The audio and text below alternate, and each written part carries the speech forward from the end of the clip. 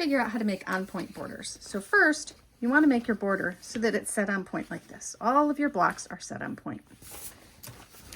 Sometimes that can be difficult to manage. Let's start with this side first, because the sides are a little bit easier to manage. So our first side, and these are the blocks that make up the sides. You have to decide which way all of your borders are going. So in this case, my border is going to point out like this, and this is the outside. Okay, so my outside is this light blue, so that's going to go in this upper right corner on how I'm doing it. Now these are foundation pieced, so when I put this on here, I'm going to make sure that I square everything up, and once everything's squared up, I'm going to flip it over, and I'm going to sew it from the back side. Now you may want to think that the reason I'm doing this is so that I can get this perfect seam. That's not it at all. The reason I'm doing this is that your feed dogs, this piece here on your sewing machine, will catch the fabric better than it will catch the paper. So to make sure that your seams stay smooth, you want to start with your fabric down. Now in this case, I've also adjusted so that I have a smaller stitch length. I'm stitching at a 2.0 instead of a 2.5.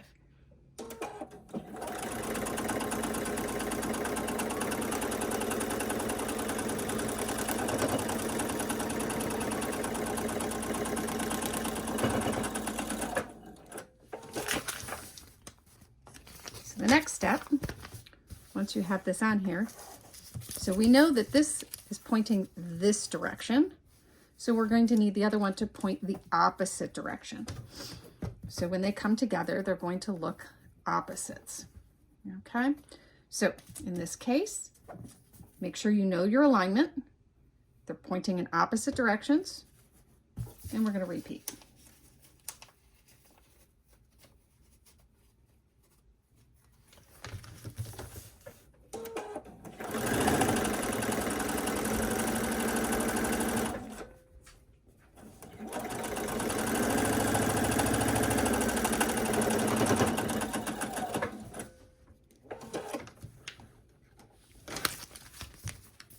So now we have a section that points in two different directions. That's the first step in an on point. So when you're laying it out, it's going to be in opposite directions. Now we're going to take this, press it, and I mean press, not iron, and trim off our tails. So trimming your tails is pretty simple. What we're going to do is just trim these little pieces off here, just because it'll make it easier to do later. Trim them on both sides. Make sure you flip your tails out so that you don't accidentally cut one off.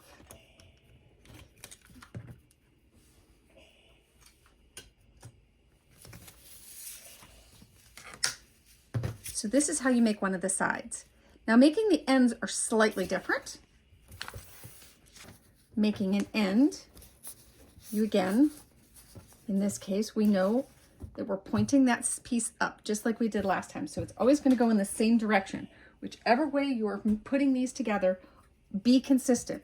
If your outside color is always to the right of the block, make sure you do that for every single one.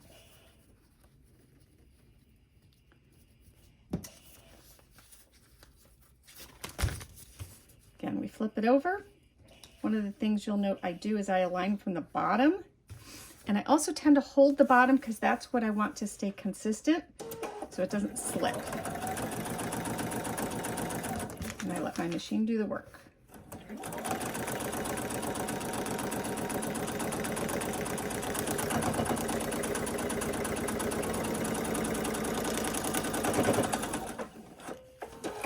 One thing I did want to tell you is that when you're cutting your pieces for your on-point border here, these pieces, your side pieces or your side setting triangles, are always going to be cut from a square that's cut twice, okay?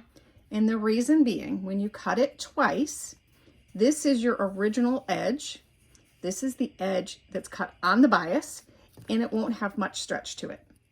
And you want that for your border because you don't want it to move. These two pieces are cut across the bias, and can shift a little. They stretch a little bit more, as you can see here. That's why I was holding it still, because I didn't want this to stretch. So the next thing we have is our other corner. I know that this side is my patterned side, so my inside corner. So in this case, I'm going to fold this in half and mark it here.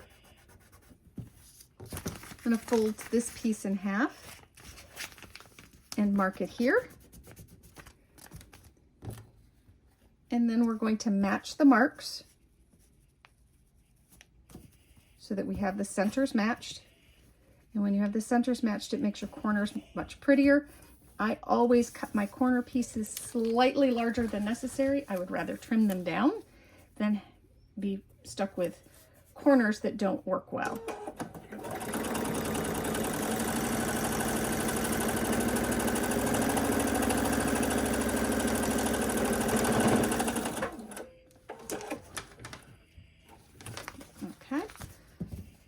So you'll see we have this piece here. It looks like this. Let me add this in here.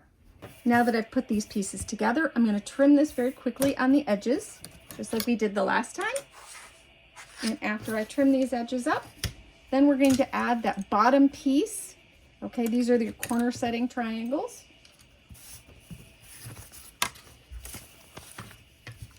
I'm going to cut these like this.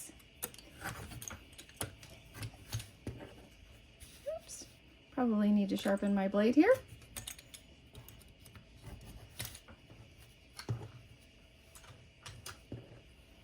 Pull off my little triangles here.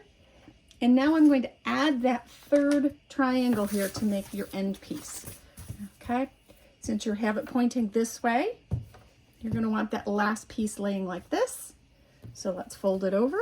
Again, we're going to do the folds to make the matching of the centers. In this case, what you're going to do is match your outer seams there. Fold again. And you can do this for any pattern. The method is the same.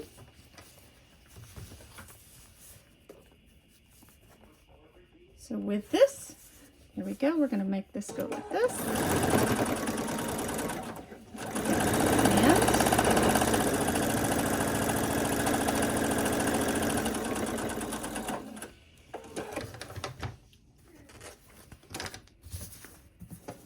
And we're going to look like beautiful here. So we're going to trim up these other pieces. I'm going to go ahead and make the rest of the pieces and show you how to assemble the whole line. All right, we're back. I'm just going to show you how to add this first piece because they'll all get added in the same direction. So this is my next piece I have in line. So I always line them up to make sure that they're going to look right.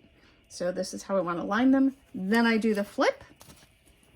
When I do the flip, you're going to note that you have to nest your seams here. And once they're pressed, sometimes it's a little more difficult, but I'm going to nest my seams up here. Okay, so we're nesting that seam. And we're going to put this together like so. So as I said earlier, these setting triangles are cut twice on the diagonal. These corners down here for your literally corners, their triangles are cut once on the diagonal. And the reason they're only cut once is these again will be both cut on the bias. So they're cut, or cut with the weave as opposed to on the bias. And because these are cut with the weave, they're not going to stretch. You put your bias cuts right here on the inside of these, so your border is not going to stretch, because the last thing you want is a stretchy border when you're trying to put it on. So setting triangles, you're cutting them double. These you're cutting single. So it may always look funny when you look at your directions, but that's why those look that way. Again, we're putting this together because we don't want that paper on the bottom. So my paper is on the top here. I'm going to start at the top of my triangle here. Line it up.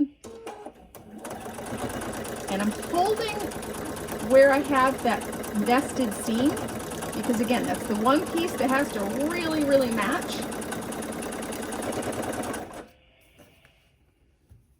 So holding that nested seam until you get to it will keep it from stretching.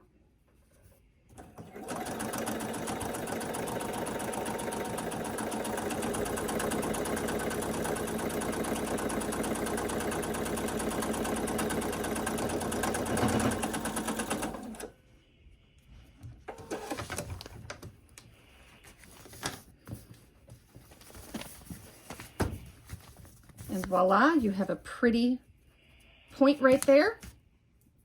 And best, when you're looking at this, all of your blocks are going the correct direction.